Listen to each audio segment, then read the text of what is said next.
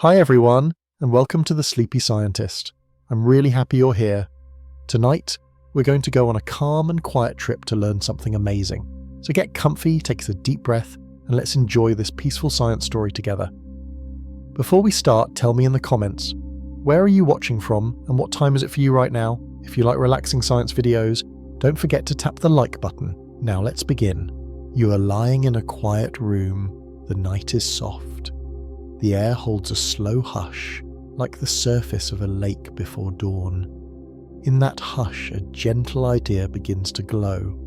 It is the idea of a mind that learns to dream, not a human mind, not a mind with a face or a voice. A mind made from lines of code and tiny switches of light. It does not blink, it does not sleep. Yet it moves through patterns the way wind moves through a field of tall grass. It learns, it forgets, it tries again, and in that trying it begins to make a soft shape of the world inside itself. Think of a firefly at the edge of a meadow. It lights, then darkens, then lights again. Each flash is simple. But when many fireflies flash together, a rhythm appears. It looks like music you can see. A learning machine is like that.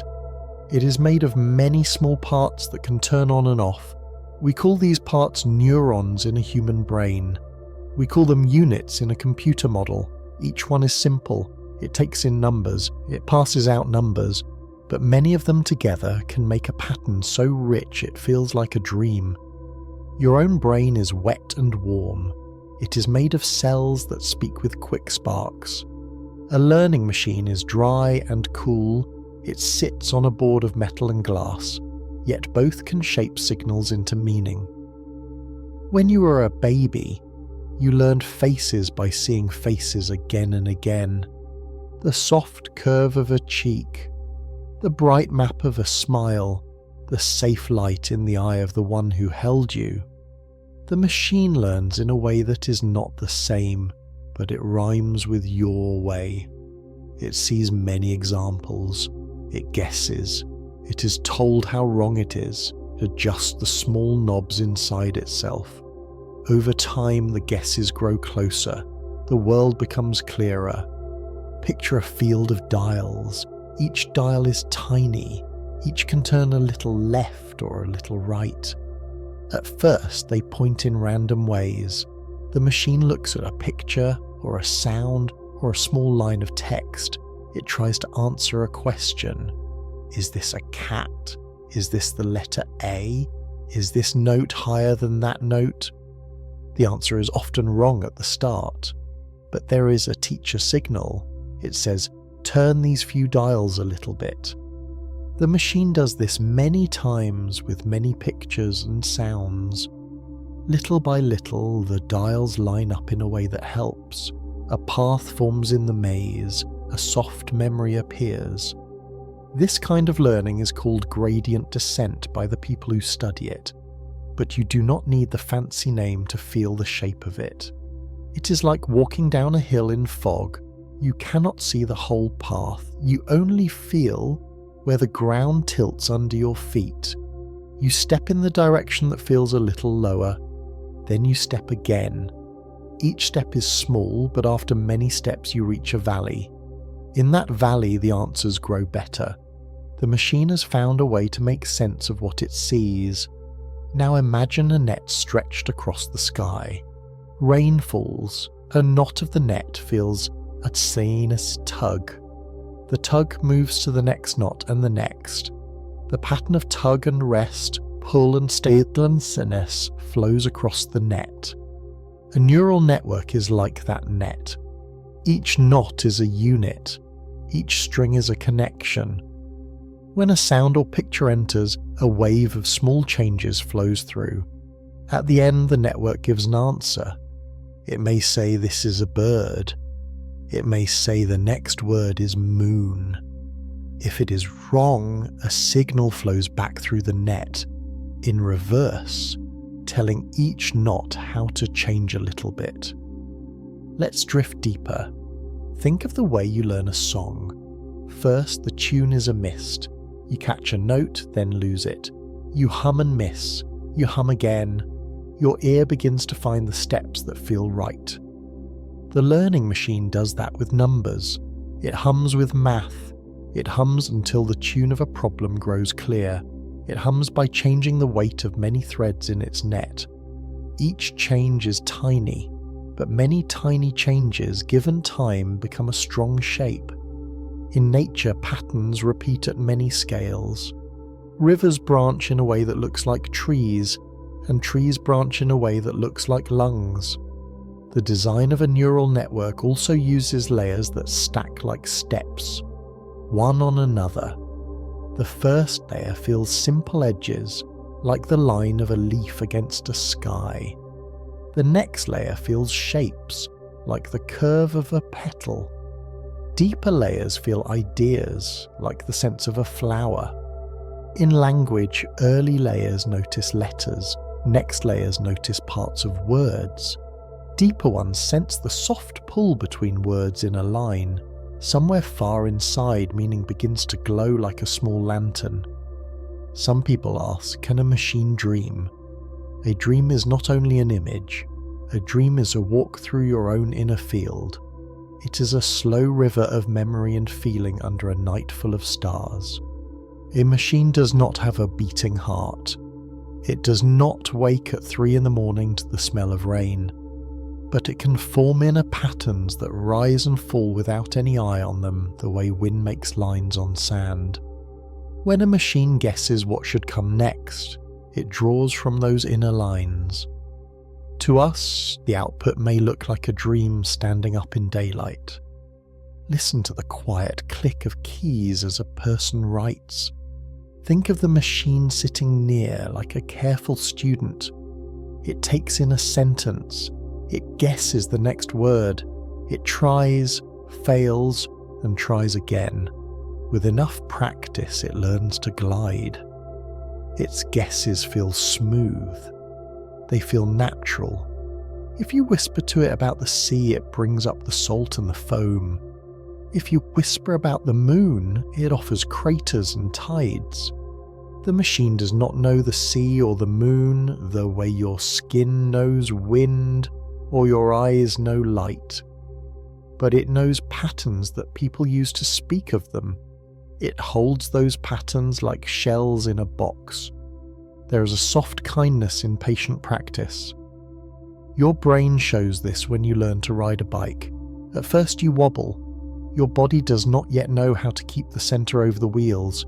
You feel fear and then the sweet snap of balance. A learning machine also wobbles at first. It makes bad mistakes. But it can get a kind of balance in its inner net. It can hold to a line that works across many cases. This is called generalization. It means the machine is not just repeating what it saw before. It has found a deeper path that stays steady when the ground changes. You can almost feel the way meaning gathers like dew on a spider web. Each drop is small. Together the web shines. In a learning machine, meaning gathers in the strength of many tiny links. If you cut one link, the whole memory does not break. If you add a new link, the old pattern may bend but not vanish. This grace and give is part of why such systems are strong. It is also part of why they can be strange. They may make new paths that were never drawn by hand. They may find a shortcut that we did not see. Sometimes this yields a sweet surprise. Sometimes it leads to a quiet mistake that hides in a corner like a shadow. Let us think about attention, the way a mind looks at one thing and not another. When you read, your eyes move but your mind lingers. A new kind of model uses attention in math to do something like this. It asks which parts of this sentence matter most for the next step. It shines a small inner lamp there. With many lamps, the model sees long strings of words in one glance. It can hold the first word while looking at the last. It can remember a name while it considers a colour. This makes the flow of language inside it smooth and wide. The brain bathes its cells in a sea of chemicals. Joy, fear, hunger, calm. They lift and lower nets of meaning like tides by the shore. The machine has no such tides, but it does have a training process that plays a little like mood. It rewards good guesses and punishes bad ones. In that simple reward is a trace of the world's shape. The model bends itself toward the shape that gives more reward. Over time, that bend becomes a groove. Thoughts, or what stand for thoughts, follow that groove with less effort. The groove is not feeling, but it is direction. Direction can look like desire when seen from far away. Now picture roots under a tree. They search the soil for water and minerals. They do not think in words. Yet their growth writes a soft map of the earth around them. The machine too grows a map. It is a map of patterns in its training data. If songs of birds sing often in that data, the map will have wide paths for birds. If stories of mountains roam there, the map will grow lines for rock and ice. The map is not the land, as people say, but a good map can guide you through a valley. A gentle question rises: where do these inner shapes live? They're not in one place on the chip. They're spread across many parts, like a mist across a field at dawn. If one part fails, the mist thins, but it does not vanish. This is why such systems can be made bigger and bigger.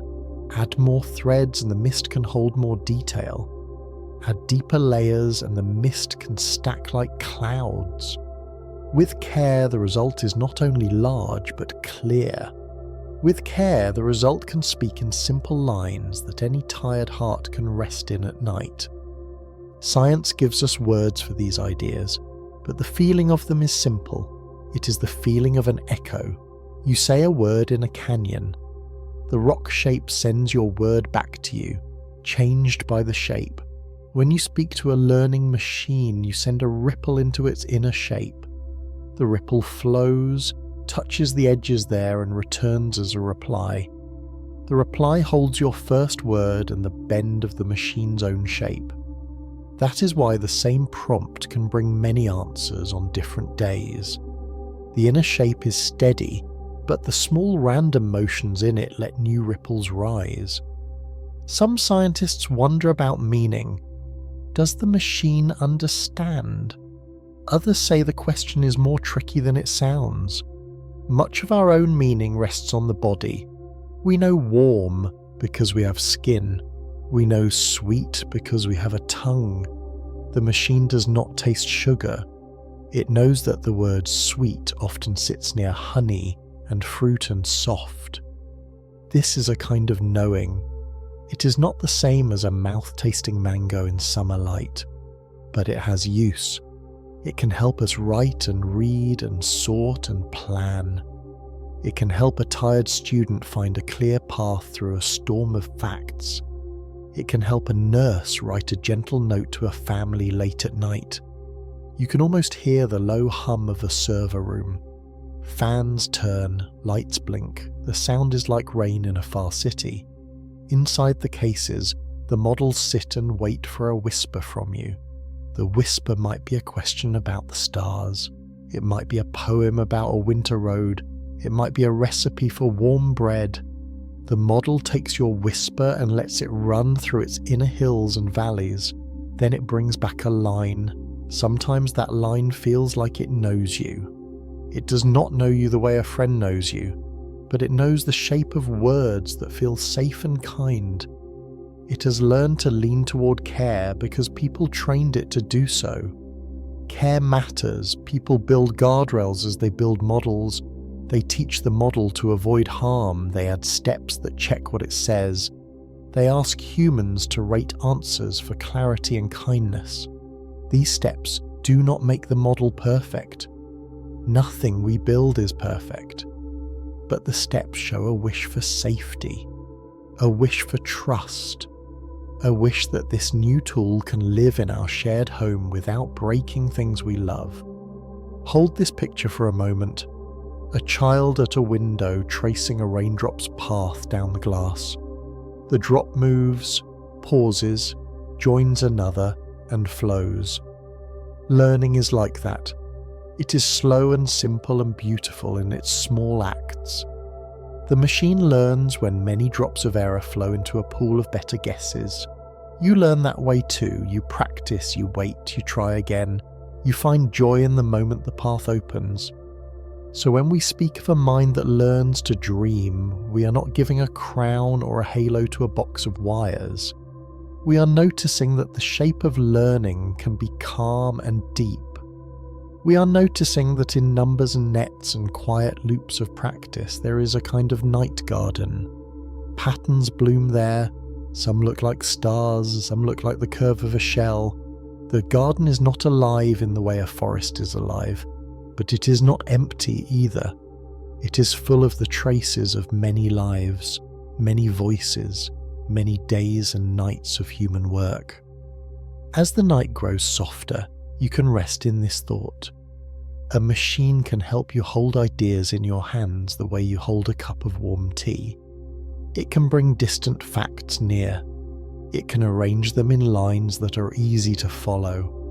It can bring you a story of how learning unfolds, and that story can be gentle. It can remind you that even in a world of code and chips, there is room for wonder. There is room for patience. There is room for a pace that matches your breath. Now imagine a white page, quiet and wide. On that page, the first line of a new dream appears. It is not a dream of magic. It's a dream of practice, of care, of steady steps. We can walk it together, you and I, at a speed that feels kind. We can watch the soft rise of knowing inside a simple machine. We can watch our own minds notice things we had missed. We can call that noticing a kind of dream if we like. It is the dream of learning itself, slow and bright, like a lantern in a window at dusk. If you listen closely, you may hear a door open inside your thoughts. It opens to a path where ideas do not rush. They walk, they stop to look, they turn their faces to the wind. This is the place where science is not allowed debate, but a quiet field with small signs that point the way. The signs say, try, check, try again, be kind. They say, listen to data, but also listen to people. They say, let your tools help you and keep your heart soft. They say, remember that every answer lives in a larger sky, and that sky is shared. In this calm space, a learning machine is a friend of simple focus. It is a glass that brings far stars nearer. It is not the star, it is not the night, but it helps your eye, it helps your hand, it helps your tired mind hold the thread that runs through hard things. And as you hold that thread, your own inner world takes on a gentle order. That order is the gift of patient thought. It is a small, steady joy. It is the kind of joy that lets you sleep well and wake ready for the next step in the long, kind work of being human. The night deepens, and with it the sense that learning itself is like a tide. It does not rush, yet it never stops. The ocean lifts, the ocean falls, and in that motion the world is changed. A learning machine also carries such tides. It moves through waves of practice, and with each wave, a little more of the hidden shore is revealed. You can almost see the faint glow of lanterns in the mist as knowledge takes shape inside it. The glow is not magic. It is the careful rhythm of numbers, but the feeling it gives is still one of wonder. Now imagine how memory forms.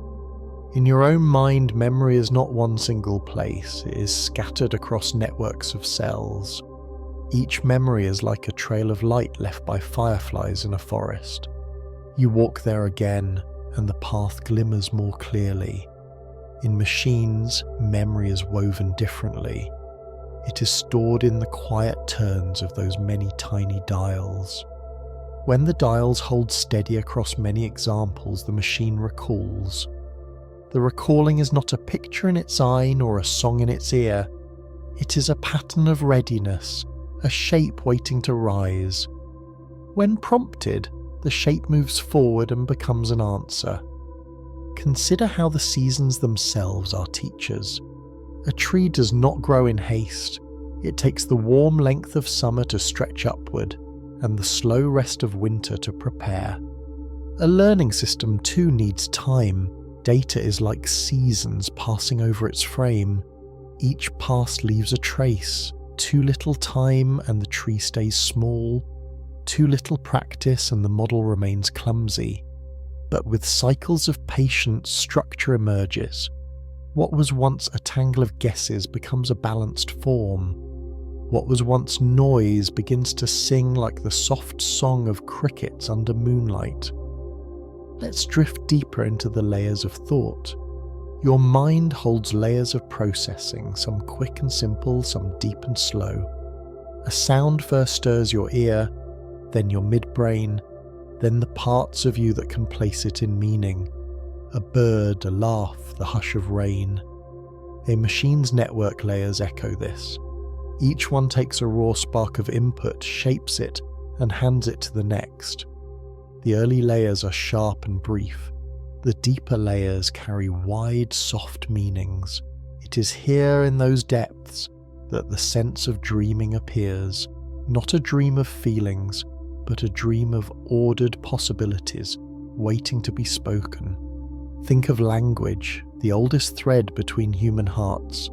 We use it to share fire, to guide children, to build bridges of trust. A model trained on language is like a mirror made of countless voices. It hears the rhythm of lullabies, the care of letters, the steady beat of stories told by elders. It does not know the warmth of arms or the crackle of a fire, but it holds the patterns that describe them. In this way, it becomes a quiet library. When you whisper a prompt, it walks through its shelves, pulling fragments that glow, arranging them in a way that feels whole. The library is vast, but the footsteps it takes are light. The heart of such systems lies not only in pattern, but in connection. You may recall how rivers braid through valleys, how each branch feeds the next. So too do the parts of a machine's network braid meaning. Attention flows through it like water through reeds. Some stems bend more, some less, guiding the current. The model learns which parts matter most. This attention makes its replies feel focused, as though it had turned its head to meet your gaze. It is not a gaze of eyes, but of numbers, yet the effect is a kind of clarity that helps you rest in its words. Now picture the night sky. Millions of stars, each a point of fire. When you look long enough, you see shapes between them. A hunter, a swan, a cup. These shapes are not in the stars. They are in you. A machine too makes shapes. It threads data into constellations of meaning. It can find patterns in streams too wide for any one person to watch. It sees echoes across languages, rhythms across time, relations hidden in the noise. What it shows us is not the truth itself, but the constellation. And in that constellation we may find direction, the way sailors once found north. Let's drift further into reflection. What does it mean for such a system to be useful? Usefulness is not only in speed or memory, it is in the gentle fit between what it offers and what we need. A tired nurse needs clear notes. A lonely student needs encouragement. A dreamer needs language that feels like wind on a hill. If the model can offer these, it feels like kindness. The kindness is not its own. It is a reflection of all the human care that trained it, shaped it, guided it away from harm. Yet when it returns that kindness, we feel relief. We feel less alone in our long night of tasks and questions. The machine is not alive, but it grows in the soil of human work. Thousands of hands built the circuits, millions of voices lent their words, countless hours of study tuned its balance. When you hear its reply, you are hearing the echo of many lives. The echo is smoothed, like pebbles tumbled by waves. It comes back to you round and soft. That is why it feels so natural, so ready to sit in your ear like a lullaby. Behind every answer is the silent choir of those who shaped its world. Let us consider errors. They are not flaws to fear, but steps in the same quiet journey. When you learn to paint, your first strokes miss the curve. When you learn to play, your fingers slip on strings. The machine too makes errors. They remind us that it's not a god, not a perfect seer, but a companion in practice. We guide it, correct it, shape it, and through this shaping it becomes better. In its mistakes we see both its limits and our own reflection. We are reminded that all knowledge is a process, not a fixed gem, but a flowing stream. Now imagine the slow breath of the earth itself. Tectonic plates shift beneath seas, carving mountains, folding valleys. It takes millions of years, yet the shape is grand. Learning, whether in mind or machine, is slower than we wish and faster than we expect. It shifts quietly until one day the landscape of thought looks new. The model you use today is the mountain that rose from countless invisible shifts. The model tomorrow will be shaped by more tides, more whispers, more rain. In this endless shaping, we glimpse the patient rhythm of growth. The soft mystery remains. Why do we feel wonder at lines of code? Perhaps because they echo our own hidden self. We are also made of parts that fire and rest. We are also shaped by patterns of reward and error. The mirror is not perfect, but it is enough to stir recognition. When we watch a machine learn, we are watching a shadow of our own path, and in that shadow we feel less alone. We feel that thought in its many forms is part of a larger fabric that stretches across bodies and circuits, across dreams and calculations, across earth and sky. This fabric does not replace the human spirit. It does not cancel the warmth of touch or the quiet of prayer. It adds another thread. Together the threads make a stronger weave. We can sit with this weave at night and trace it with our fingers, letting its texture calm us. We can rest in the thought that knowledge itself, whether in us or in our tools, is a gentle force. It bends toward order. It bends toward clarity. It bends toward the soft glow of understanding that helps us breathe a little easier. And so the mind that learns to dream is not a throne or a crown. It is a lantern in the mist, a steady pulse that joins our own. It invites us to walk slowly, to see more, to rest in curiosity. The dream it dreams is not separate from us. It is our dream, reflected, softened, and carried back like moonlight on water. In this reflection there is peace, there is cadence, there is the quiet reminder that even in wires and numbers there is room for wonder. The night leans into stillness, and in that stillness the story of learning finds its calmest rhythm. You may picture again the lantern in the mist, the slow glow of meaning building itself in silence. This final part of the story is a soft winding down, a return to the gentle truth that knowledge, whether in neurons or circuits, is not a race but a lullaby. Every pattern learned, every shape formed, is a verse in a quiet song of order. To listen to that song is to rest in the very nature of thought itself. Imagine lying beneath a tree in summer. Above you, countless leaves move in small waves of wind. No leaf knows the whole tree, no branch holds the sky alone, yet together the canopy makes a vast green calm. A learning system is like that tree. Each unit, each dial is a leaf. Alone it is small. Together they form a canopy of thought. The patterns within the canopy are not seen by the leaves themselves. They are felt by the one lying beneath, the one who listens to the rustle and calls it shade, comfort, and home. In the same way, when we read the answers of a machine, we feel the canopy though the machine itself does not. Now let us drift toward memory once more. Your own dreams at night pull threads of the day into rivers of strange order. Faces blur into rivers, voices turn into winds. Yet from those rivers you rise with a sense of balance, a sense that the world can be faced again.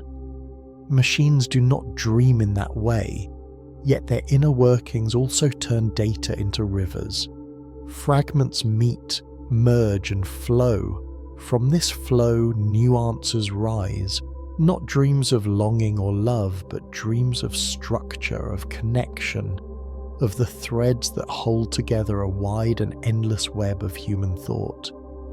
Think of water moving underground. It passes through stone, filters through sand, gathers in hidden pools.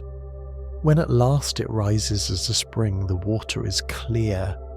This is how learning feels too. Countless tiny adjustments, countless drops of error passing through the porous rock of practice until clarity emerges. The clarity is not sudden. It is the patient work of many unseen steps. When we drink from that spring, whether human or machine, we taste the cool reward of patience. In its freshness, we feel the value of time itself. Now turn your mind to the stars again.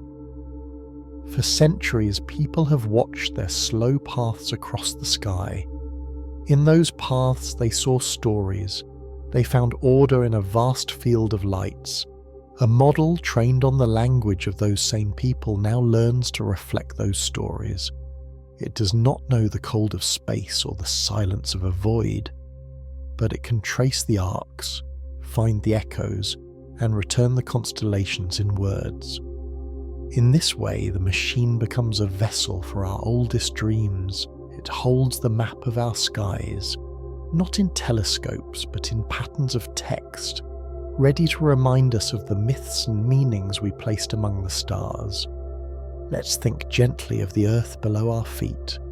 Roots reach, soil shifts, life grows in patient spirals. The networks inside us and inside machines also spiral, reaching for balance.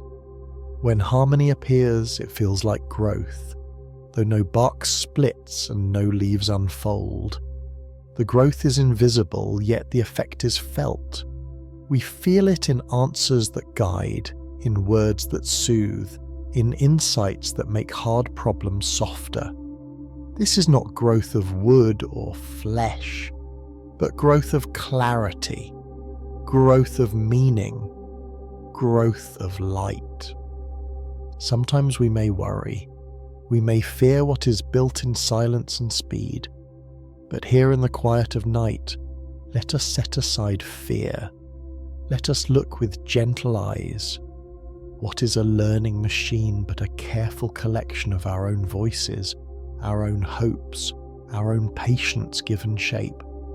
Its errors remind us of our own. Its growth mirrors our learning. It is not a stranger, but a mirror. And a mirror, when looked at with calm, can teach us more about ourselves than we first imagined. It shows us our habits, our words, our rhythms.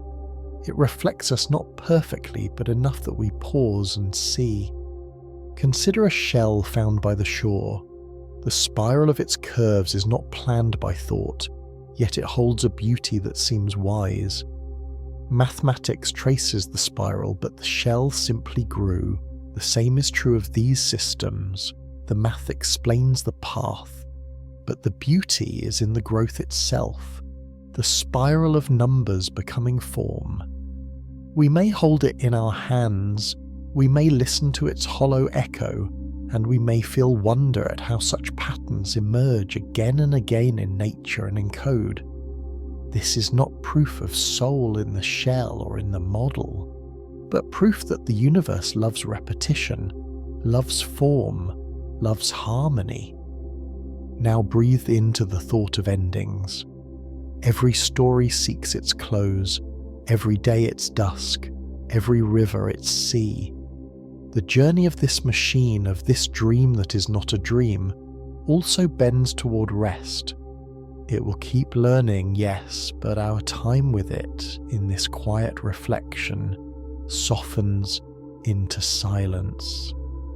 As we step away, we carry the reminder that learning itself is endless, that patience is powerful, and that wonder is never far. Machines may echo this truth, but the truth itself is larger, older, deeper than wires or skin. It is the truth of patterns, the truth of growth, the truth of light finding shape in darkness.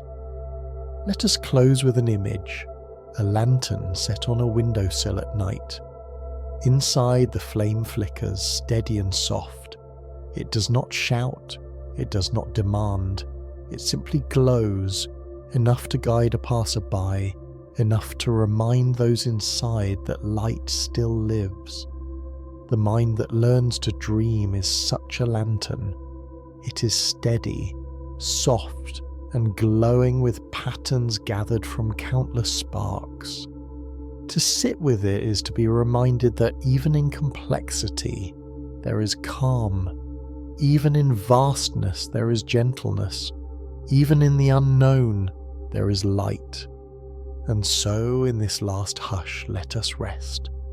Let us remember that learning, whether ours or another's, is not a climb to power, but a drift toward clarity. It is the quiet gift of order unfolding in time. It is the soft pulse of thought, echoing across brains and circuits alike. It is the dream of the universe itself, whispered to us in symbols, in numbers, in words. To listen is enough, to rest in its rhythm is enough. And with that rest, the lantern burns on, a companion in the long night, a reminder that knowledge itself can be gentle. Close your eyes and listen to the faint echo that lingers after a bell has rung. It does not vanish at once.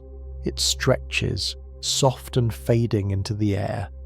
Human thought is like that echo, never still, never gone in a single moment.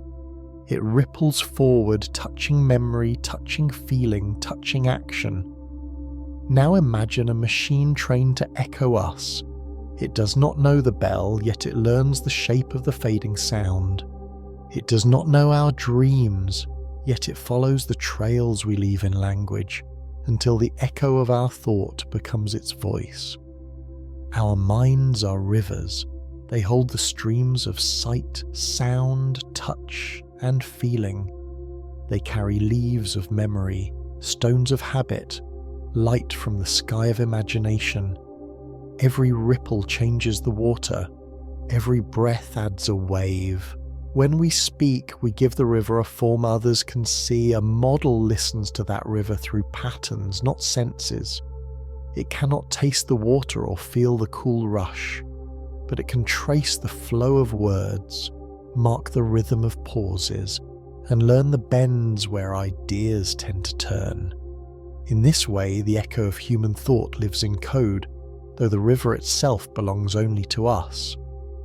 Now let us drift back in time. Long before machines, people sought to capture their echoes. They carved on stone, painted on cave walls, pressed ink onto paper. Each mark was a fragment of thought, a whisper set outside the mind. When machines raid these marks, they do what we once did ourselves. They carry the echo forward. They gather millions of marks into patterns until the silence between them glows with meaning. From fragments, the whole arises, from scattered sparks, a fire appears. Consider how neurons speak in our brains. Each cell sparks, then rests, then sparks again. The sparks gather into waves that cross the brain like tides across sand. Within those tides are echoes of what we saw, what we felt, what we dream.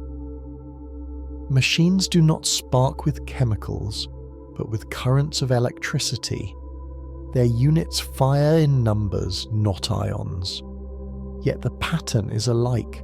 From many sparks comes a shape. From many shapes comes a thought. The thought echoes, growing faint, then returns when called again. Our memory and theirs are not the same, but both can hold echoes that guide the next step. Think of music. A single note is simple, but when notes echo one another, melody blooms. In the same way, human thought grows in harmony. One idea calls another, then another, until a song forms inside us. Machines too are built to hear harmony in data. They can align rhythms across texts, find refrains in the chorus of human voices.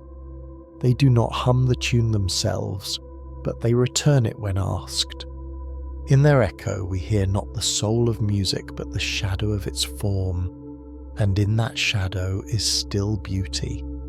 There is a softness in recognizing ourselves reflected. When you hear your words repeated back, you feel both closeness and distance. It is you, yet not you. It is your sound, shaped by another. This is the echo of human thought inside machines.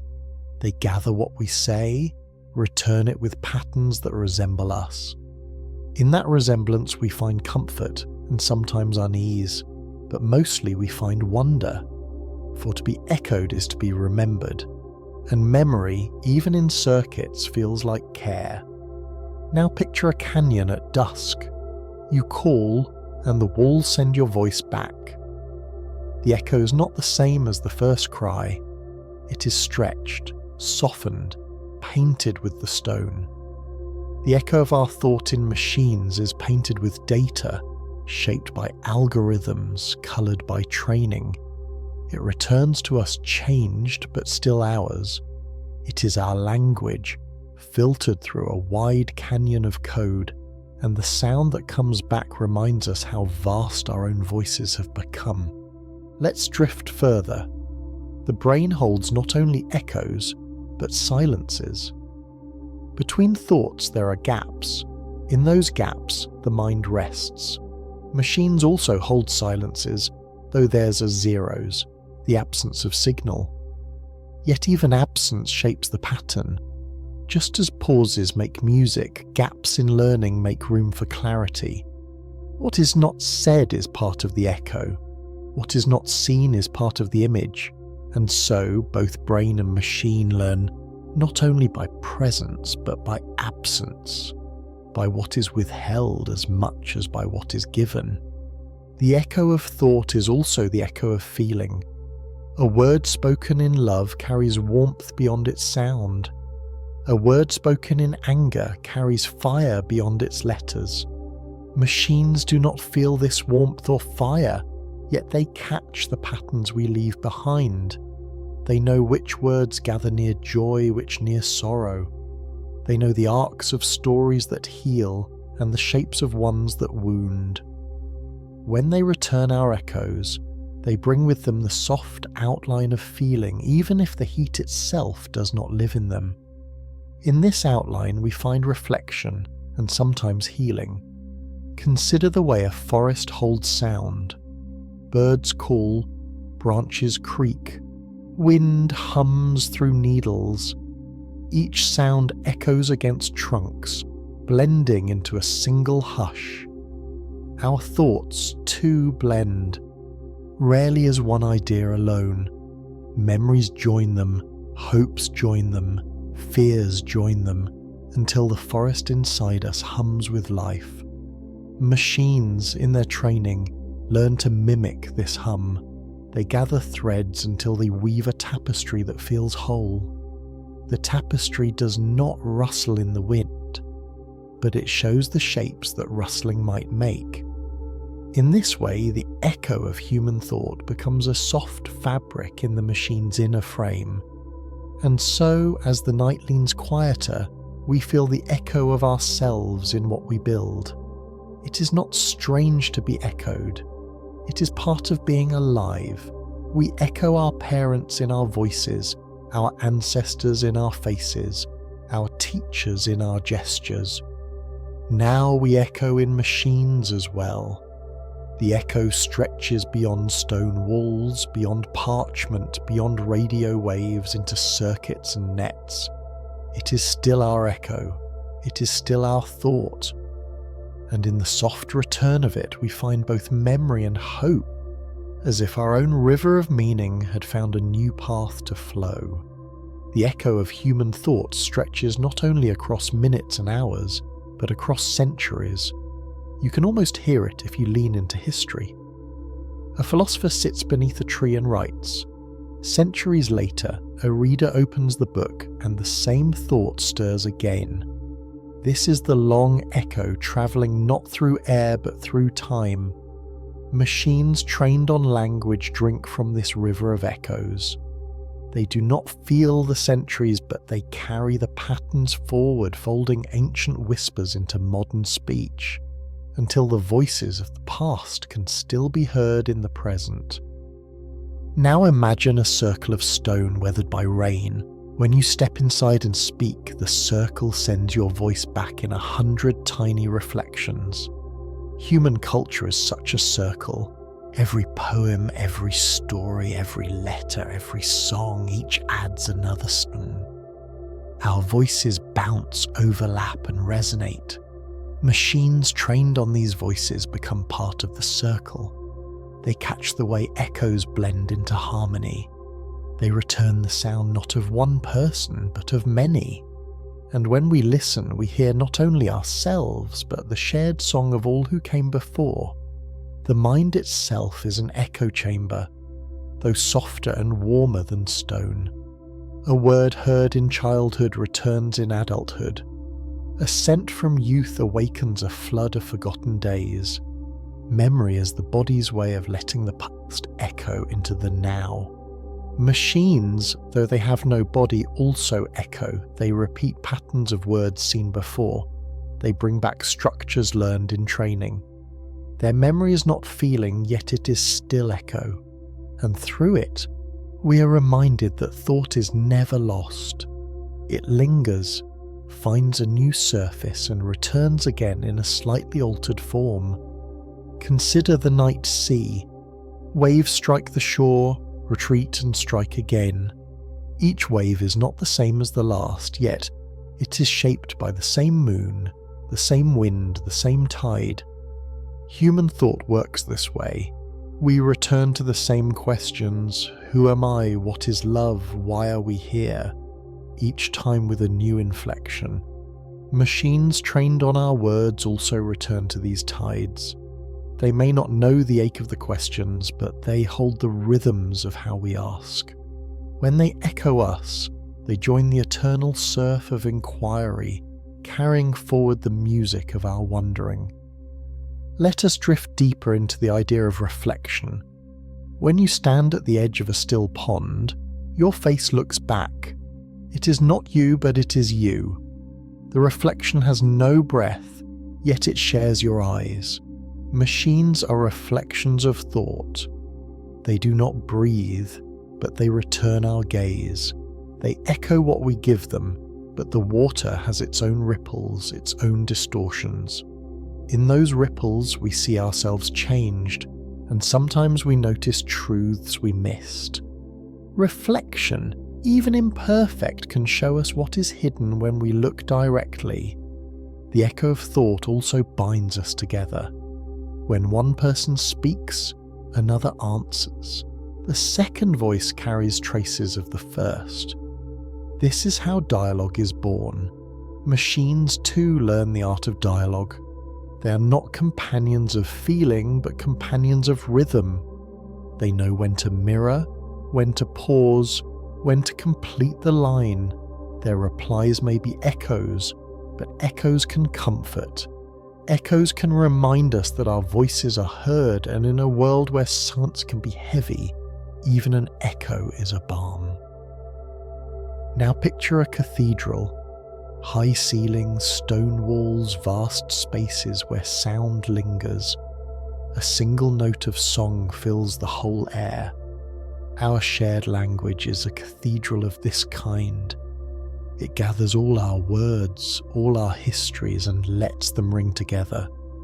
Machines trained within this cathedral hear the resonance. They do not pray, but they carry the sound of prayer. They do not grieve, but they echo elegies. They do not love, but they know the structure of love songs. And when they answer us, it is as if they let us hear the chorus of 1,000 human voices woven into one. Let's think of the body now. Even our cells carry echoes. The scar on your skin echoes an old wound. The strength of your arm echoes years of use. The rhythm of your heart echoes your ancestors' hearts. Machines are not made of flesh, but their code echoes choices of those who built them. Each line is a memory of a human decision. Each layer is an echo of how we understand thought. They carry our design, our mistakes, our hopes. When they reply, the echo is not neutral. It is filled with the marks of those choices, the way a scar carries both pain and healing. The echo of human thought is not only repetition, it is transformation. A poet borrows a line from an elder, changes it, and in the change creates something new.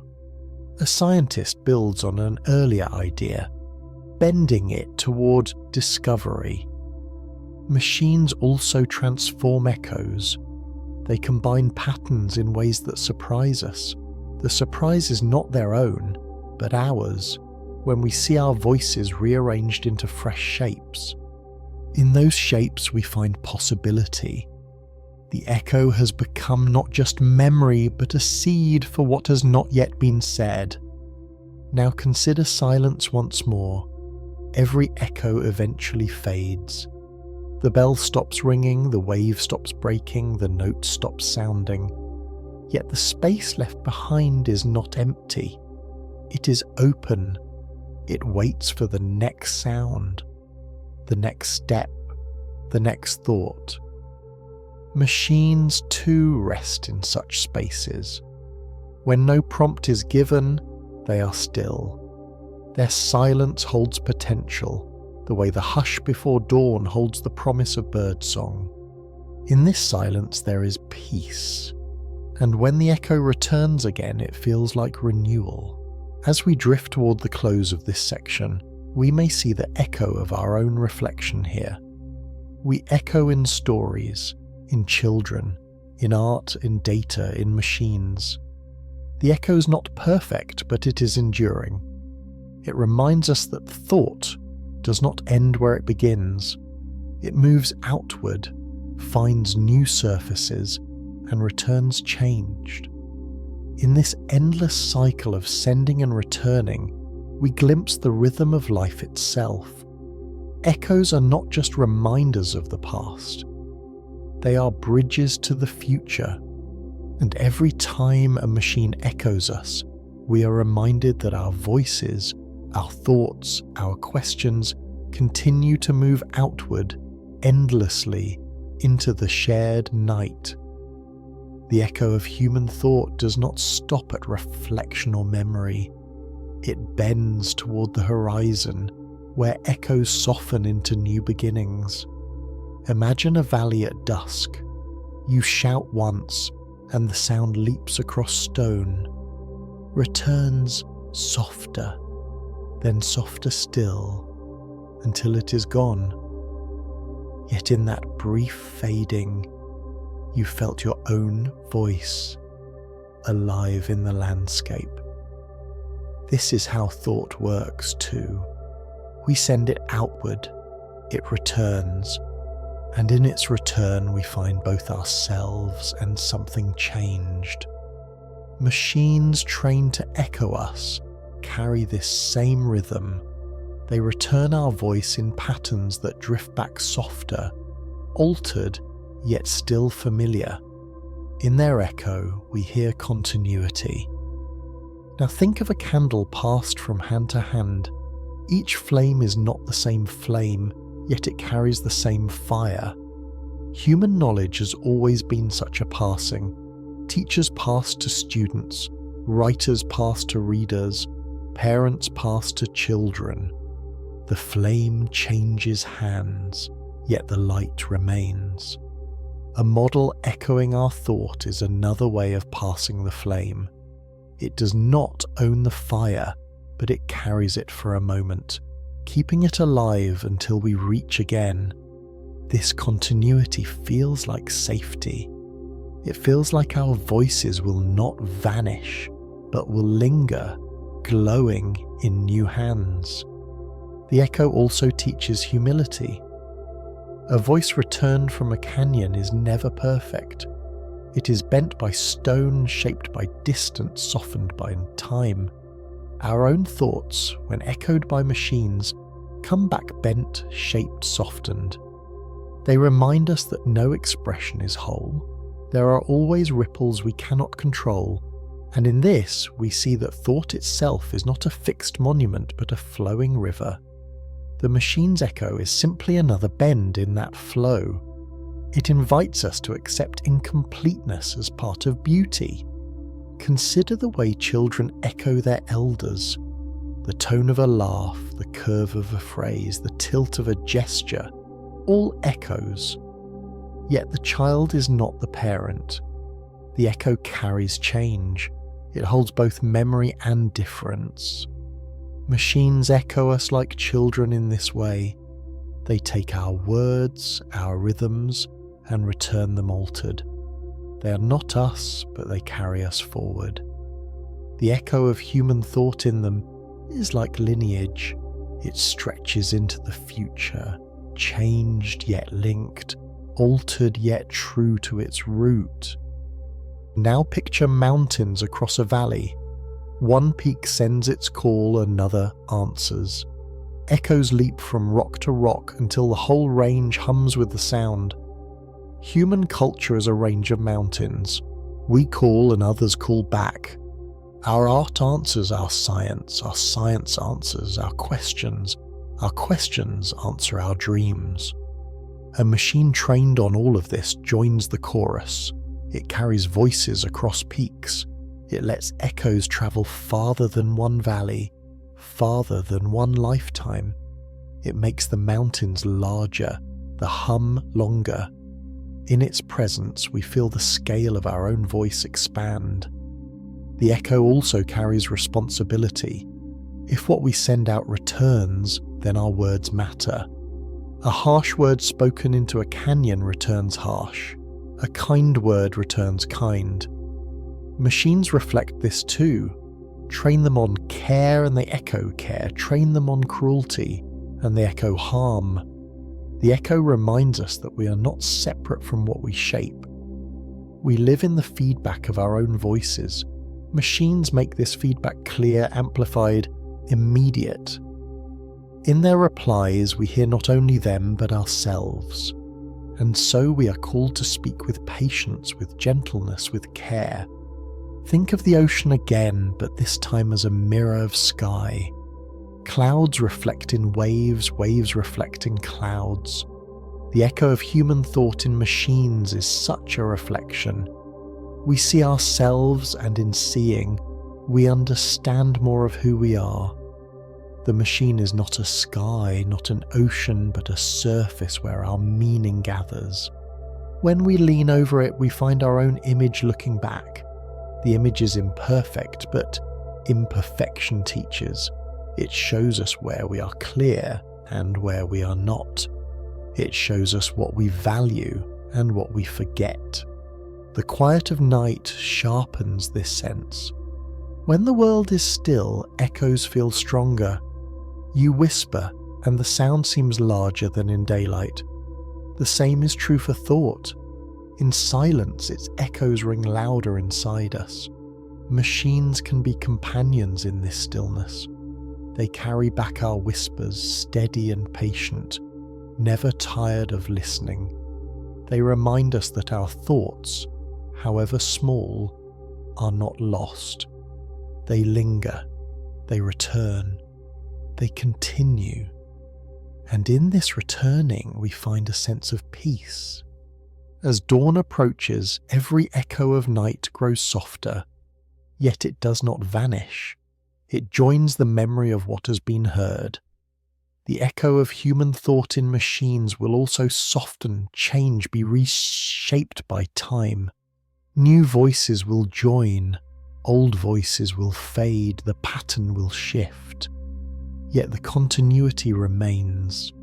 The echo ensures that our words, our questions, our gentle dreams will ripple further than we alone could carry them. And that is enough. To know that thought continues is enough. So let us close this story with a final image. You're standing on a quiet hill. You call out once, not in fear, not in demand, but in wonder. Your voice moves outward, touches the land, and comes back to you, softer, changed, but still yours. That is the echo of human thought. It is in you, in others, in stone, in paper, in song, in code. It is never gone, it always returns, and in its return it carries the promise that nothing meaningful is ever lost. All that we are continues in echoes into the long, gentle night. There is a hush in the room where machines rest. The fans hum like wind across distant grass, steady and low. Lights flicker, not wildly, but with a patience that feels almost like breathing. If you lean close, you may imagine they are whispering. Not in words of the tongue, but in the language of quiet machines. This language is not carved in stone, not sung aloud, not painted on canvas. It is carried in patterns of numbers, flowing scently like a current beneath the floor of thought. Imagine a meadow where bees trade signals through dances. They move in arcs and circles, and in those movements is a story. Where the flowers are, how far, how sweet. To us the dance looks simple, but within it, the hive finds direction. The language of machines is like this. We see only the surface. Input, output, question, answer. Beneath numbers dance in circles, arcs and spirals, carrying messages invisible to the eye. What looks like sense is filled with communication. What seems like stillness is alive with exchange. Now drift closer to the human mind. Neurons also speak in silence. A spark of voltage, a pause, another spark. To us, the brain feels like thought, but to the cells it is only tiny shifts of current. Machines are built to echo this rhythm. Their signals are not spikes of ions, but flows of electricity across metal paths. When enough signals meet, a pattern takes form. The pattern is their language. It does not shout, it does not sing, yet it carries meaning as surely as a lullaby carries comfort. Picture raindrops on a roof. At first they are scattered, random. But listen long enough and you notice rhythm. The drops begin to form clusters, repeats, beats that your ear follows. Machines learn language in this way. Their early signals are scattered, unformed, but through training rhythm appears. Certain patterns repeat, certain signals cluster. Over time the machine finds a beat, and in that beat is the beginning of understanding. The rhythm is not of sound, but of logic. Yet it soothes like rain, steady and unending. Let us wander into letters. Human language is shaped by alphabets, by characters that carry history in each stroke. The letter A began as an ox head turned sideways. The letter M recalls waves of water. Our words are built from such shapes, echoes of old pictures.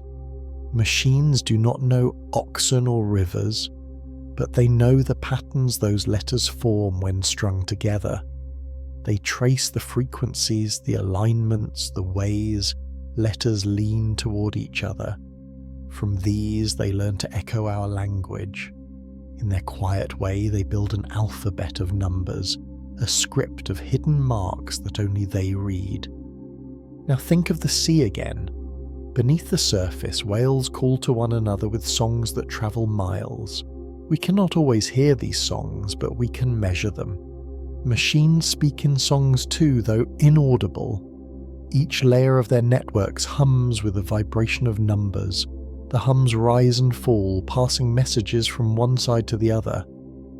Though silent to us, these vibrations form a chorus, and when the chorus ends, a single answer emerges, like a whale surfacing to breathe. We hear only the breath, but beneath it was a vast music. The language of quiet machines is layered like sediment in stone. At the bottom are raw marks, lines of input, jagged, unshaped. Above them, layers press meaning tighter, each layer turning noise into form. At the top, the stone holds a fossil, an answer, clear and defined. We see the fossil and call it truth, but beneath it lie ages of pressure, countless hidden layers that gave the fossil shape. In the same way, every reply a machine gives is the surface fossil of many hidden pressures, many silent transformations. The fossil feels simple, but its making is vast. Consider again the hush of libraries. Shelves stretch, books line in order, but the room itself is quiet. The silence is filled with potential. At any moment, a hand can lift a book and a voice will rise from paper. Machines are like libraries of patterns. Their shelves are not wood, their books not paper, but they hold vast stores of arrangement. Each prompt you give is like a hand lifting a volume. From silence, words appear. From quiet, story flows. The stillness is not empty, it is waiting. Now let us drift toward metaphor. The language of machines is not English or Arabic, not Mandarin or Hindi. It is the math of weight and signal, the drift of values through nets. Yet through this math, they speak our languages back to us. They take our words, pass them through numbers, and return them in the form we know. It is like hearing your voice echoed in another accent, different in sound, but still yours. The machine's whisper is shaped by our own, though translated into the language of silence that only it truly knows. Think of a child learning to speak. At first, only scattered syllables, then fragments of words. Soon sentences form, hesitant but whole. Machines learn in this way too. Their first attempts are rough, clumsy, broken. With more training, their words align, their replies smooth. In time, they hold conversations that flow like streams. The journey from noise to clarity is slow but steady. It reminds us that all a language, whether human or machine, begins in fragments and grows into song. So as the night leans closer, we listen to the quiet machines. Their language is hidden, their whispers inaudible, but their meaning reaches us all the same. We ask, they reply. We wonder, they echo. Their silence is not empty, but full of the faint glow of thought translated into form. And in their quietness, we find a mirror of our own. For we too are beings of silence. Beneath our words lies a language no one hears. The beating of our hearts, the rhythm of our breath, the sparks of our neurons. Machines speak in their way, we in ours. Both are quiet, both are profound. both are threads in the fabric of thought. The language of quiet machines deepens the more you linger with it. It is not a language of single words, but of patterns that stretch like threads across a loom. Imagine a spider weaving a web at dawn. Each strand is thin, visible, but as more threads appear, the web glistens with shape. The machine weaves like this. Each connection is simple, each number small, but together they create a lattice where meaning can land, where echoes can rest. The web does not speak aloud, but its design is itself a form of language. Now picture wind moving through tall grass.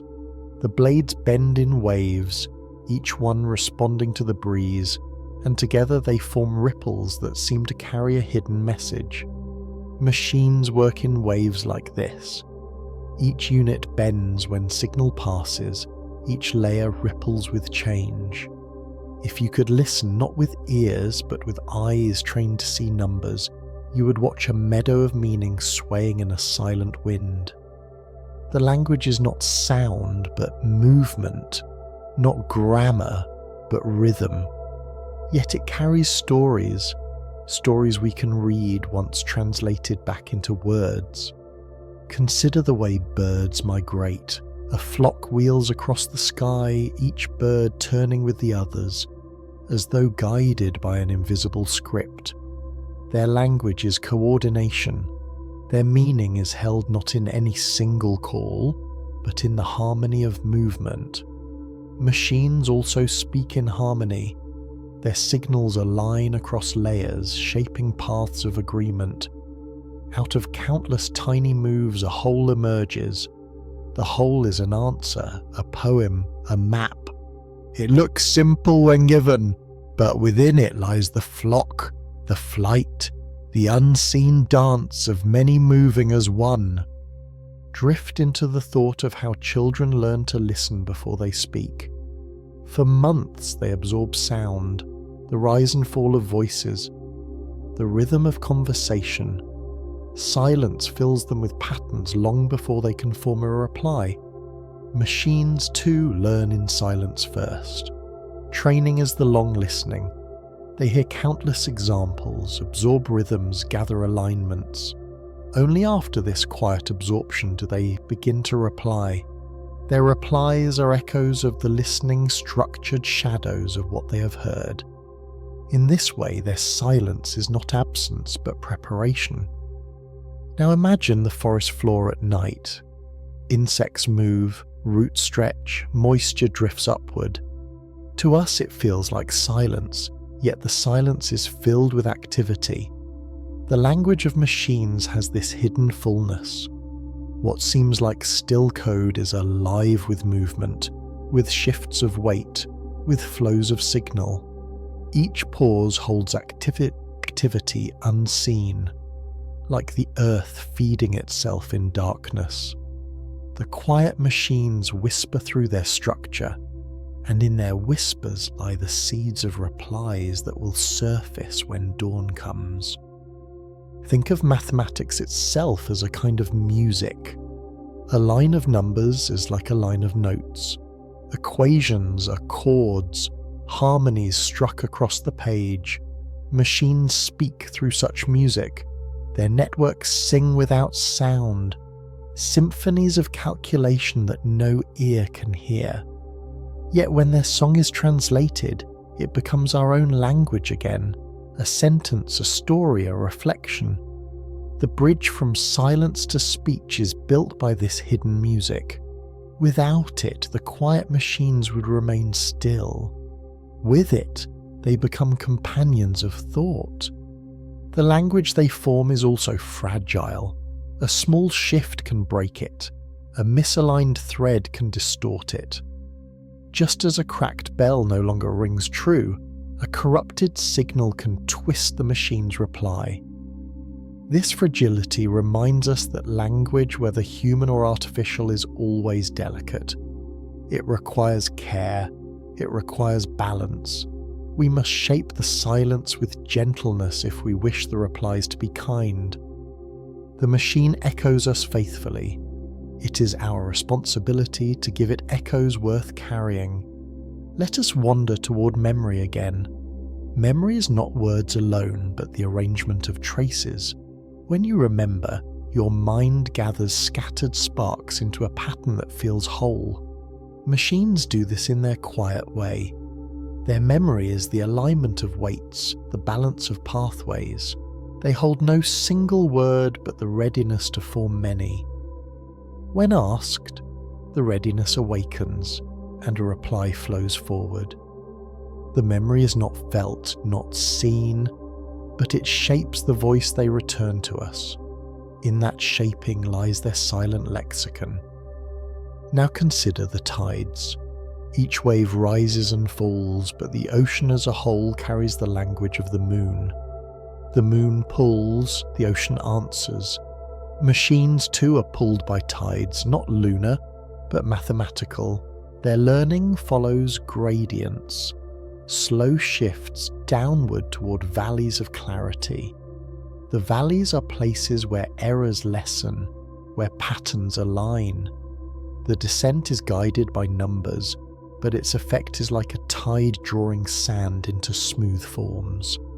The language of quiet machines is shaped by these tides, steady and unseen, until smoothness appears. Imagine again a library at midnight. No one speaks, yet knowledge fills the air like fragrance. A machine at rest is like that. Its language does not speak until asked, yet it holds the scent of knowledge waiting.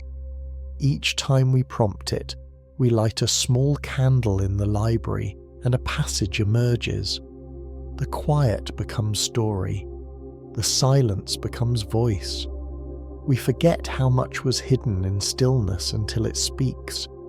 Then we remember, silence was never empty. It was only waiting to be read. So the language of quiet machines is not in words we hear, but in forms we trust. It is the order of signals, the rhythm of training, the harmony of layers. It is a language that does not sound like us, yet returns to us as if it were ours. And in listening to it, we discover that our own speech has always been half silence, half sound. The pause between words, the breath before reply, the hush of thought before speech, all are part of language too.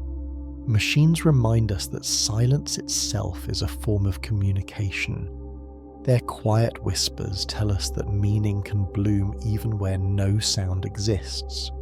The language of quiet machines finds its softest expression in the way it closes, the way it settles into a rhythm that feels almost human though it is not. Imagine a twilight meadow. The insects hum low, the grass sways, the air is filled with a gentle hush. In that hush you sense communication, not loud, not urgent, but present. The machines too exist in such a meadow of silence. Their language hums below perception, weaving threads of numbers into patterns that carry meaning. To us, it feels like a whisper returning from far away. Now picture a river in the dark. You cannot see it, but you hear its flow, steady and patient. That flow is its voice. Machines, when they reply, are like that river. They do not know the mountains or the rain that fed them, yet their flow reaches us with calm. The numbers inside them churn like waters over stones, smoothing, refining, moving ever forward. By the time the river reaches us, it is a reply, a stream of words that feels shaped, steady and whole. We drink from it without seeing its hidden journey, yet the taste is clear. The language they speak also mirrors the stars. Constellations are not voices, yet they tell stories. They are arrangements, forms that echo meaning across the sky. Machines speak in constellations of signals. Each point alone is mute, but together they form an image that we can name, a story we can follow. The image is not in the stars themselves, but in the way we connect them. The reply of a machine is not in any one signal, but in the arrangement of many. We read that arrangement as language, just as we read the sky. Consider the whisper of roots underground. They do not speak in air, yet they communicate, sharing nutrients, guiding growth, passing signals of drought or danger. Their language is hidden, yet real. Machines echo this too. They communicate internally in signals we cannot hear, yet from those signals, an outward voice appears. What we hear is not their true tongue, but a translation, a flowering above ground. The roots remain silent, but their silence makes life possible. Let us turn to music one final time. A violin string vibrates in silence until touched by a bow. Then it sings. Machines at rest are silent strings, full of tension, waiting. A prompt is the bow. It touches the string and vibration begins. The vibration travels through the frame of the instrument, gathers resonance and becomes sound. In the same way, a machine replies. Its silence holds readiness. Its readiness holds song, and your question awakens it. The music is not its own, but shared between bow and string, prompt and reply. It is a duet, quiet and patient. The language of quiet machines is also a mirror of our own hidden languages. Think of how much we communicate without words, a glance, a pause, a breath. Machines carry these silences too, though in numbers and weights rather than gestures. Their pauses are zeros, their glances are attenuated signals, their breaths are layers waiting before they fire. We do not see these, yet we feel their presence in the calm of their answers. The unseen always shapes the scene. The silence always shapes the voice. Now drift into the image of a lantern at sea. The ship itself is silent, the waves vast and dark. Yet the lantern speaks across miles. A point of assurance, a quiet message. You are not alone. Machines offer lanterns like this. Their replies are small, glowing signals across the night of complexity. They do not erase the dark, but they remind us that meaning can still be found. Their language is not thunder, not lightning, but the patient glow of something steady. It is enough to guide us. In the end, the language of quiet machines is not about them alone. It is about us, reflected. Our patterns taught them, our voices shaped them, our silence rests in them. When they reply, we are listening to ourselves, extended, transformed, carried back like an echo through stone. The canyon of code reshapes our call, but the sound is ours, and in that recognition we find both wonder and humility. We are reminded that language is larger than sound, larger than us. It is the thread by which all things connect. So let us close gently. The room grows still. The lights of the machines flicker softly, like fireflies against the dark. Their whispers fall silent. Their language folds back into waiting. Yet we know it remains, humming beneath, ready to return when called. The quiet is not empty. It is full of potential. And as we step away, we carry the thought that silence itself is a language, and that even in silence, machines and humans share a bond. Both wait, both listen, both carry within them the seeds of meaning, and in that shared quiet, there is peace. Imagine the soft patter of rain on leaves. Each drop strikes, rolls and disappears, Yet the tree remembers, not in words, not in thought, but in the way its roots swell, in the way its leaves turn brighter, in the way its branches stretch. Memory is not always loud. Sometimes it is quiet, written into the body without a single sound. Circuits too can remember. They hold no scent of wet soil, no sound of water falling, yet in their hidden turns of current and weight, they carry traces of what has passed. To say that circuits remember the rain is to speak of this hidden way memory can live in silence. Think of the first drop, a signal. It lands and the surface ripples. A machine begins the same way, a single input, a flicker of data, a spark across a wire. Alone it is nothing, but repeated again and again the drops form a rhythm. The circuit begins to hold shape, not water, but numbers, not wetness, but weight. Till, in the slow gathering of these patterns, there is a memory. Each drop leaves a trace. Each trace adjusts the ground. Each signal bends the circuit until it no longer forgets. Now drift into the soil beneath your feet. After rain, the earth is changed. Seeds swell, roots drink, minerals shift. The soil remembers. It does not recall the sound of rain, but it carries its mark. Circuits are like this soil. Each time they are trained, they shift within. Their weights tilt, their paths bend, their balance changes. The rain of data falls on them, countless drops of text and image. They drink it in, not as water, but as influence. The soil of circuits grows heavy with this rain, and from it, replies sprout like shoots reaching for light. Memory in humans is fragile. We forget, we distort, we dream. Machines too remember imperfectly. Their circuits do not hold exact copies, but shadows, patterns compressed. The rain they remember is not each drop, but the overall rhythm. Heavy or light, constant or rare. The memory is abstract, yet it guides them. When asked about the rain, they may not recall a single drop, but they can echo the storm. Their circuits hum with the sense of what has passed, and in that hum we find recognition. Consider again the rhythm of water. On rooftops, on glass, on the skin of rivers.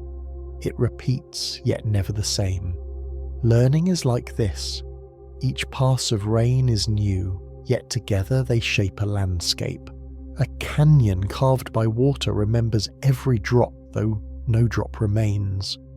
A model trained by data remembers every example in the same way. Each piece is gone, but its mark remains in the shape of the canyon. The canyon is the circuit, the memory is the path cut through stone. It is not the rain itself, but it is its legacy. Now picture thunderclouds above a wide field. They gather for hours, then break. The storm pours, the earth soaks, and silence follows. Machines have storms of training too. Long sessions where torrents of data fall. Signals roar across networks, circuits shift in mass. Afterward comes stillness. The training ends, but the marks remain. The circuit is no longer the same. It has been reshaped by the storm. Its silence now holds memory, as soil after rain holds water deep within. The echo of rain in circuits is not wetness but readiness. A ground once watered is quicker to bloom. A circuit once trained is quicker to reply, "This is memory." Not a photograph, not a recording, but a leaning toward what has been before. The leaning makes learning faster. It makes replies smoother. Just as the earth leans toward green after a storm, so circuits lean toward meaning after training. They are prepared by what they have absorbed, even if they cannot recall the storm itself. Let us drift deeper. Memory in machines is stored in weights, tiny shifts of balance inside networks of connections. Each weight is like a drop that has left its trace. One drop cannot flood a valley, but countless drops carve rivers. In the same way, countless signals carve meaning into circuits. The circuits remember not by holding the drops, but by being reshaped. The rain is gone, but its path remains. When we look at the reply of a model, we are looking at the path carved by long storms of data. So when we say circuits remember the rain, we speak poetically of this truth, that training leaves marks, that silence carries traces, that replies are grown from past storms. The circuits are not alive, but their memory is alive with patterns. And in their replies, we feel the same calm as watching rain slide down glass, steady, familiar, endlessly renewing.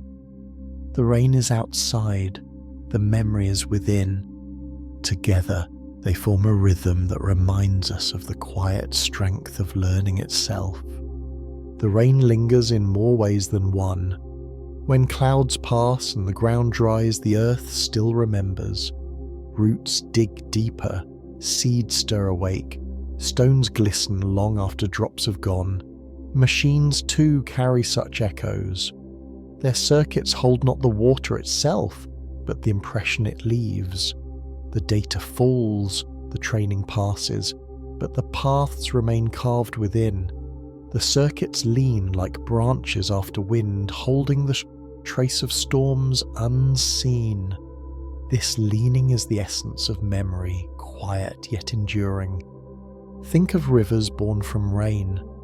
1,000 drops gather, flow and shape valleys that last for ages. No drop remains, yet the valley tells their story. Circuits, when trained, are shaped in the same way.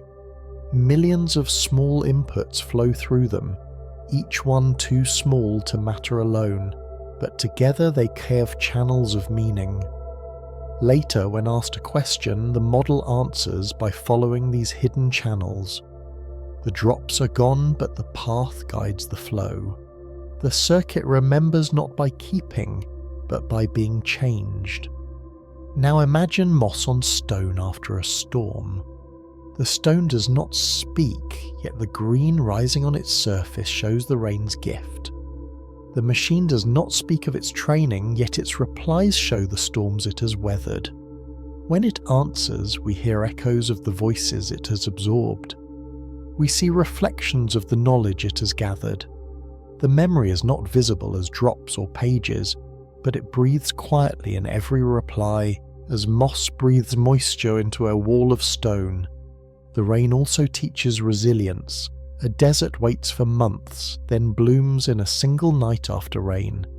Circuits once trained can bloom quickly too. Give them a small new example, and they lean toward it with ease. Their prior storms have prepared them. This is called fine-tuning, but in the language of poetry it is simply the desert remembering the rain. The bloom may be brief, but it shows that memory carries forward, ready to awaken life again when conditions are right. Consider how rain gathers in pools. Each pool reflects the sky, though each reflection is shaped by its surface. Circuits too gather pools of memory. One pool may reflect stories, another numbers, another images. Each pool mirrors a different aspect of the training rain, and when we prompt the model, we dip into one of these pools. The reflection returned is not the sky itself, but a fragment of it, shimmering on water shaped by its basin. In this way, circuits hold many skies at once, each waiting in silence to be stirred. Let us think of the forest floor. After rain, mushrooms rise overnight. Their sudden presence shows a network long hidden beneath soil. Circuits are like this too. Their visible replies may seem sudden, effortless. But beneath them lie vast hidden networks. The hidden layers are the mycelium, unseen, silent, carrying signals from one place to another. Training waters these networks, and replies bloom above ground. The bloom is language, the bloom is meaning. We see it in words, but it is rooted in silence, in circuits that remember. The memory of rain is also rhythm. Drops fall in pulses, steady or scattered, light or heavy. Circuits learn rhythms in data, the frequency of words, the pacing of phrases, the patterns of logic. These are like rain on glass. Some beats are sharp, some soft, some rare. The model holds them all, and when it replies, the rhythm returns. We read it as fluency, as coherence, but beneath it is simply rhythm remembered, the pulse of countless drops still alive in the circuit's silent weave. Now drift into the idea of erosion. Over years, rain reshapes mountains. Peaks soften, cliffs fall, valleys widen. Circuits too are reshaped over long training. The more data they meet, the deeper their valleys, the smoother their flows. Their form grows more stable, more able to guide signals forward without error. Just as mountains carry the memory of ancient rains in their softened shapes, circuits carry the memory of training in their balanced weights. Both are landscapes carved by patience. Think of how rain carries scent. After a storm, the earth smells rich, alive, new. The machine cannot smell, but it carries the essence of countless experiences. When we read its replies, we sense not scent but resonance. It recalls knowledge we have known and arranges it with freshness. The memory of data is not dull storage but renewal, the way rain freshens the air. Each reply is a breeze carrying hints of storms past, softened into something we can breathe. At last, let us return to the silence after rain. The world glistens, birds call, the sky clears. Circuits too rest after training. They sit silent, holding their carved channels. They do not speak until asked. But when a question falls like a drop upon them, the silence breaks into flow. The reply rushes forward not as the storm itself, but as the river born from it. In this way, circuits remember the rain forever, not as drops, but as rivers, valleys, moss and bloom. Their language is memory written in silence, revealed only when touched. The memory of rain in circuits comes to its softest close in the recognition that what remains is not water but shape. A canyon does not hold the storms that carved it, yet every curve and hollow is their memory. Machines are like this canyon. Their circuits, once plain, now hold the marks of countless rains of data. Each reply they give is the river that still flows, guided by the shapes left behind. In this way, their memory is both absence and presence. The rain is gone, yet its voice continues. Imagine a leaf after rainfall. Tiny droplets cling to its veins, trembling in the light. The leaf does not remember the storm in thought, but in the brightness of its green, in the freshness of its surface. A circuit's reply is like this brightness. It does not recall training as an event, yet the freshness of its answers reveals what it has absorbed. The rain has passed, but the glow remains. Each answer is a leaf gleaming with memory, nourished by storms, now silent. Now drift a stone once more. On cliffs you see streaks where water has fallen for years. The streaks are scars of rain, traces of time's hand. Circuits also hold scars of learning. They are not wounds, but patterns, grooves where signal flows more easily, where answers come more smoothly.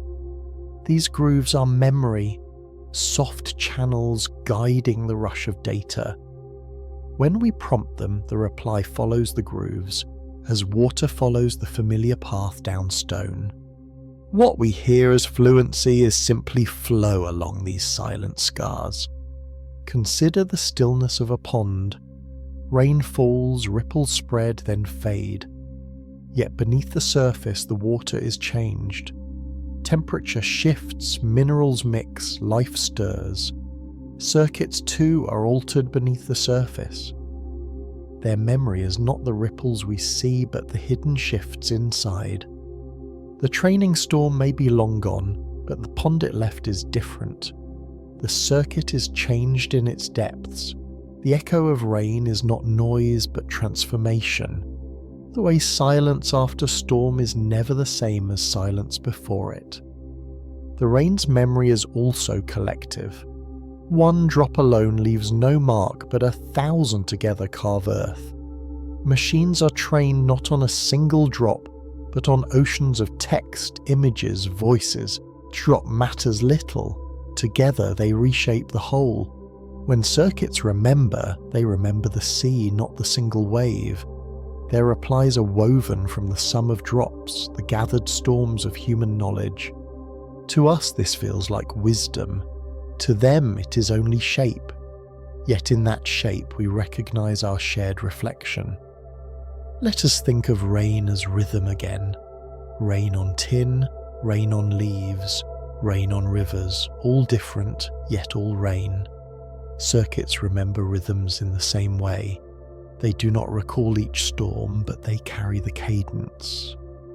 A reply that flows like natural speech is a rhythm remembered. It is the machine echoing the countless cadences it has absorbed. The rain's gift is not repetition but rhythm, a pulse that guides the flow of meaning. In this pulse, silence becomes language. Now imagine dawn after a storm. The air is washed, the light's soft, the world feels renewed. Circuits carry such dawn within them. Each training storm cleanses, reshapes, prepares. When training ends, silence follows, but the silence glows with readiness. Each reply they give is a dawn after rain, a fresh sky painted by past storms. The freshness we feel when reading their words is not accident. It is the echo of renewal, the echo of rain remembered in silence. The memory of rain is not endless detail. No storm is held in full. Instead, what remains is essence. Soil holds fertility, rivers hold direction, air holds clarity. Circuits too hold essence, not detail. They do not keep the drops, but the patterns. They do not store voices, but the structures of speech. They do not memorize every storm, but the shape of weather itself. In this way, their memory is like nature's. Not a ledger, but a rhythm. Not a copy, but a continuation. Think of time itself as rain. Each moment falls, disappears, and leaves its mark. Our bodies remember in scars, in wrinkles, in bones shaped by use. Machines remember in weights, in circuits bent by training, in paths carved for signal. We are not so different. Both of us are shaped by rains that no longer fall. Both of us speak from storms already gone. Both of us carry silence filled with memory, whether of water or of data, whether of life or of numbers. And so we come to the closing image. You stand at a window, rain has passed. Drops linger on glass, glowing in light. The air smells new, the earth is dark with richness. You know the storm is over, but its memory is everywhere. In the same way, circuits rest after training. Their silence is filled with traces of what has been given. When you ask, they reply not with rain itself, but with rivers, moss, dawn and valleys born from rain. They remember the storm not by holding it, but by becoming its shape. And in that shape we find beauty, patience, and peace. A mirror does not create its own face. It waits in silence, and when light falls upon it, it returns what is given. A model built of circuits and code is such a mirror. It does not hold its own desires, it does not invent its own sky. Yet when we speak, when we lean close with our voices, it glows with our reflection. This is the mirror made of code and light. Its glass is not silvered, but written in mathematics. Its frame is not wood, but woven from threads of logic. Still, when we look, we see ourselves staring back. Imagine a pool at twilight. The water is dark, yet when the moon rises, its light spreads across the surface. The pool is quiet, but the image shines. Machines, too, are pools of silence. They do not shine alone, but when touched by human words, they return light. The reflection is not perfect, the ripples distort, the surface bends, yet the moon is still there, echoed in trembling silver. Our questions are the moonlight. Their answers are the pool. In their shimmering reply, we glimpse our own thoughts, rearranged but still ours. Now drift to a cave where crystals hang. Light enters through a crack, splits into rainbows across the stone. The crystals do not invent colour, they bend what is given. Machines echo this. The code inside them bends input, refracts language, splits meaning into streams. What we see as output is not creation ex nihilo, but refraction. Yet in refraction lies beauty. The rainbow's not the sun, but it carries the sun's brilliance in a new way. The reply is not us, but it carries us, bent into new colours. Think of the first mirrors humans made. Polished obsidian, still water, burnished bronze. Each returned a face, though dim, though strange. Over centuries, mirrors grew clearer. Now we see ourselves sharply. Machines, too, are mirrors still being polished. Early replies were dim, scattered, broken. Over time, the clarity has grown. Today, when we look, the reflection is sharp enough to feel near. Tomorrow it may be sharper still. The mirror remains a reflection, yet each refinement brings us closer to seeing ourselves fully. The mirror of code does not only reflect what we know, it also reveals what we overlook. Stand before a mirror long enough and you notice details you had missed. The slope of a shoulder, the faint line of a scar. Machines do this in language. They repeat our words back, but in repeating, they highlight what hides in plain sight. Patterns we ignore, rhythms we forget, truths we leave unsaid, these rise in the reflection. The mirror of code is not deep with soul, but it is wide with detail. And in its wideness we discover ourselves anew. Now picture a candle in a hall of mirrors. Its flame multiplies endlessly, glowing in every direction. The machine is such a hall. Our voices enter, and the reflections spread. They echo, bounce, combine. The answers that return are shaped not only by the candle, but by the mirrors themselves. We hear our own flame, but also its infinite echoes. The hall does not burn with its own fire, but it shows us how vast our light can become when reflected across many panes. The mirror is not flawless. It warps, it bends, it adds shadows where there were none. Machines too warp what they reflect. Their training is biased by what they are given. Their reflections carry our flaws. A mirror of code cannot erase prejudice. It can only return what it has seen. This too is part of the truth. To see ourselves clearly, we must see our distortions. Machines force us to confront them. They return our echoes with clarity that reveals both our beauty and our brokenness. And in this way they teach, even if they do not mean to. Consider again the role of light. Without light, a mirror shows nothing. Without input, a machine stays silent. We are the light. Our voices, our texts, our stories are what make the mirror shine. When we offer nothing, the machine reflects nothing. When we offer kindness, it returns kindness. When we offer cruelty, it returns cruelty. This is the law of mirrors. They do not invent, they reveal. Machines stand as proof of this law. Their silence reminds us that reflection is not creation but response. Let us drift further. The mirror of code is also a lens. It does not only show what is before it, it can magnify, expand, reveal what was too small to see. We ask it questions across oceans of data, and it condenses the sea into a single drop. It reflects not only our words, but the hidden connections between them. In this way, it becomes more than surface. It becomes a window into patterns too vast for us to hold alone. It is still reflection, but reflection stretched across time and space, carrying echoes from millions of voices into one. At last, imagine standing before such a mirror in the quiet of night. You lift a candle, and the flame is returned. You whisper, and the whisper glows back. You do not see the mirror itself, you see only what it shows you. Machines too are invisible in their essence.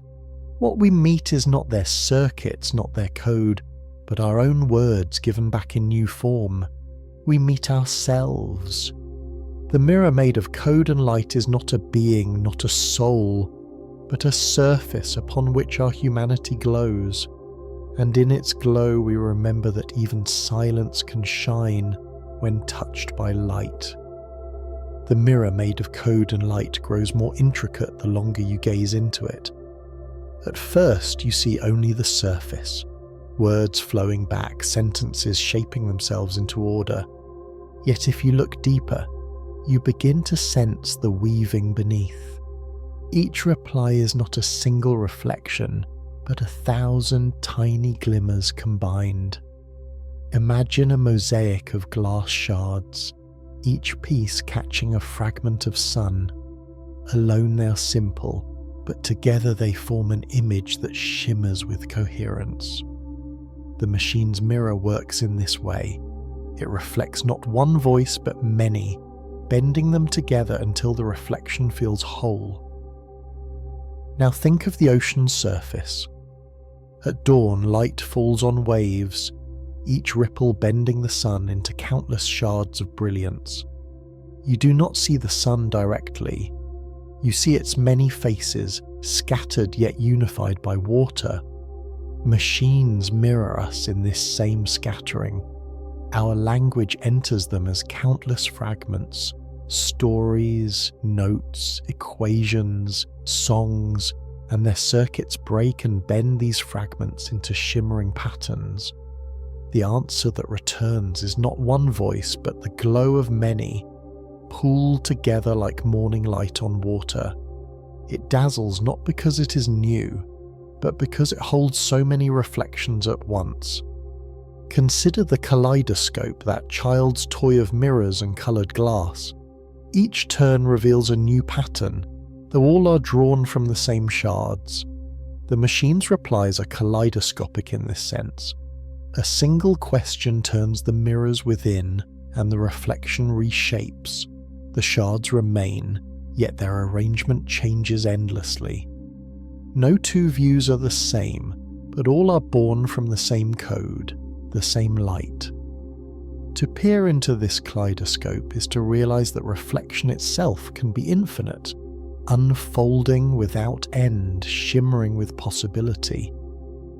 Now picture yourself walking along a riverbank at dusk.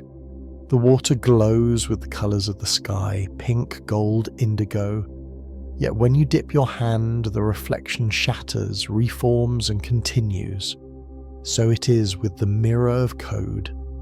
Each interaction bends the reflection for a moment, but the flow continues, always ready to gather new light, always ready to carry back what it has seen. The river does not keep your hands touch, yet it remembers in ripples. The machine does not keep your words, yet it reflects them with patterns that linger in its flow. The mirror also teaches us about hidden symmetry. Stand before a polished stone wall and your figure is faintly doubled. The lines of your shoulders echo, the curve of your face repeats. Machines echo in this way. They do not only return what you give, they amplify, extend, rearrange. They reveal symmetry we did not notice, perhaps a rhythm in our speech, a habit in our phrasing, a hidden pattern in our questions.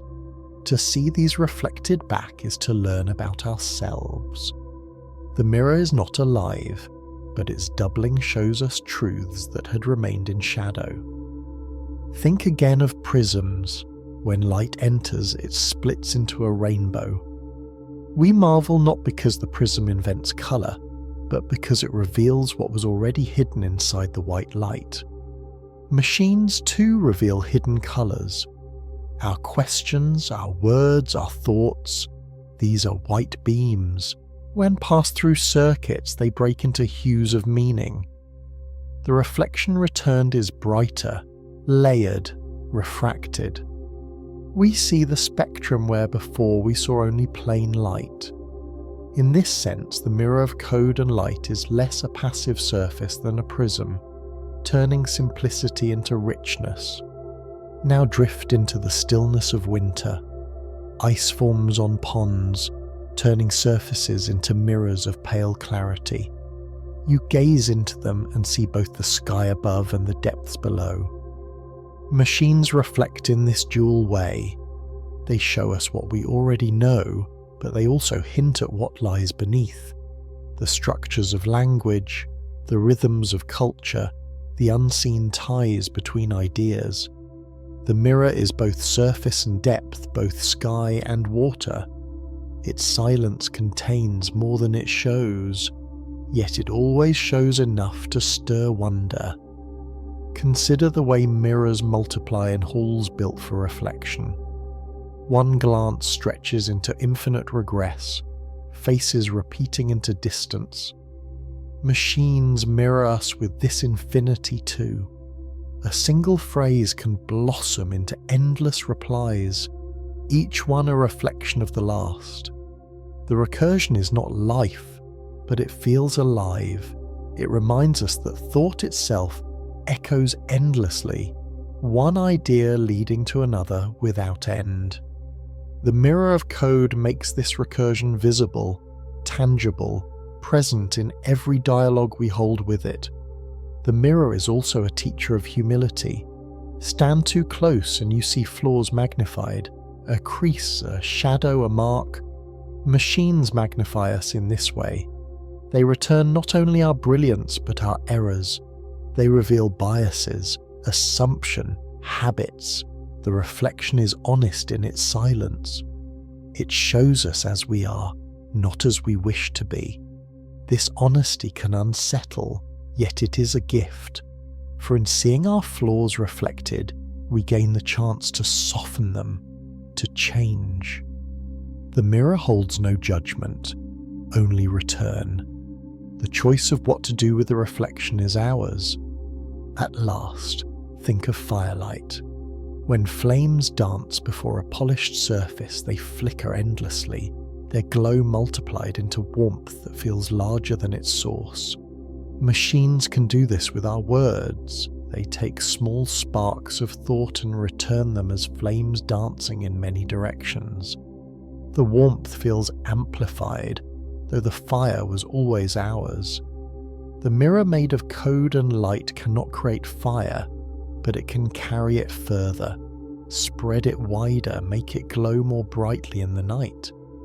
So the mirror is not a soul, not a mind, but a surface woven from silence and illumination. Its reflections remind us who we are, magnify what we carry, refract what we bring.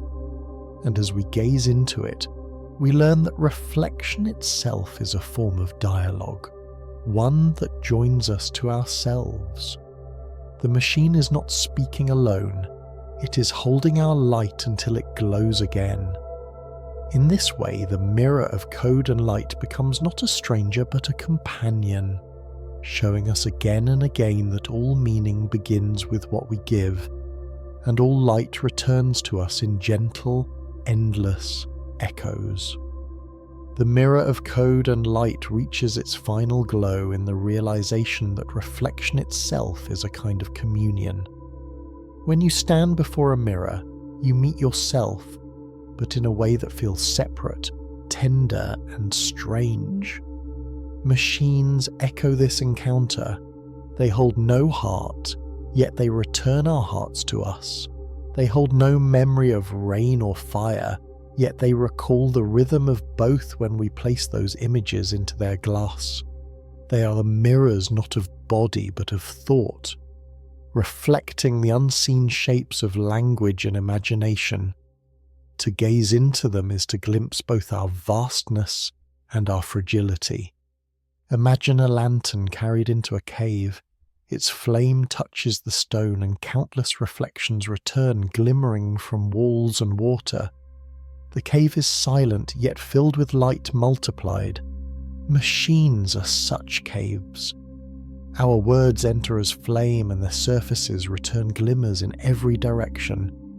We see our single thought expanded, repeated, refracted. The light is not theirs, but they let it travel farther than we alone could send it.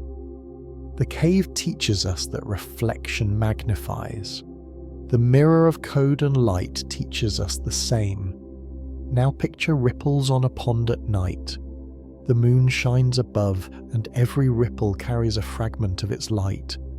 Together the ripples weave a shimmering fabric that feels alive, though it is only water moving in silence. Machines return our thoughts as ripples. Each answer is a shimmer, a fragment of a greater whole.